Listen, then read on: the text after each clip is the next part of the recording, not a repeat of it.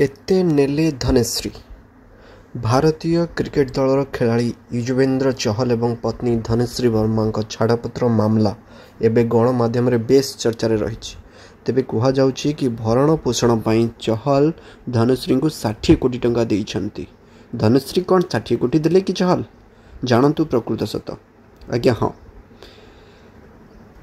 तेबे यही खबर रे केते सत्यता रही तेबे कही रखुचु से छाड़पत्र चूड़ांत शुणाणी गुरुवार 20 फेब्रुआरी बांद्रा परिवार कोर्टे होता। यही समय दुहें सेठारे उपस्थित थे। यह पर ही खबर आसीथिला जे चहल धनश्री भरण पोषण भाव में 60 कोटी टंका देइछंती। तथापि यह सत्य नुहे। धनश्री वकिल कहते जे भरण पोषण राशि भूल। बॉम्बे टाइम्स सहित कथबार्ता धनश्री वकिल कहते जे 60 कोटी टंकार भरण पोषण राशि खबर मिथ्या। गणमाध्यम भूल रिपोर्ट दि जाए। आपण को कही रखुचु जे जेबेठारु 60 कोटी टंकार भरण पोषण राशि खबर आसी सेबेठारु धनश्री सोशल मीडिया बहुत ट्रोल करा जाउछि। लोकमान स्वार्थपर एवं सुजोगवादी बोली मध्य कहउछन्ति। अनेक प्रशंसक तांकु लोभी बोली मध्य कहउछन्ति।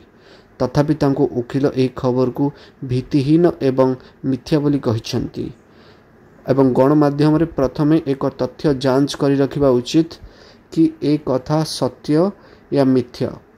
एवं धनश्री वकिल कहते 60 कोटी टंकार भरण पोषण राशि खबर मिथ्या। गणमाध्यम भूल रिपोर्ट दि जाउछि। सेमानंकु प्रथमे एक सत्य जांच करिबार उचित थिला से कहिथिले।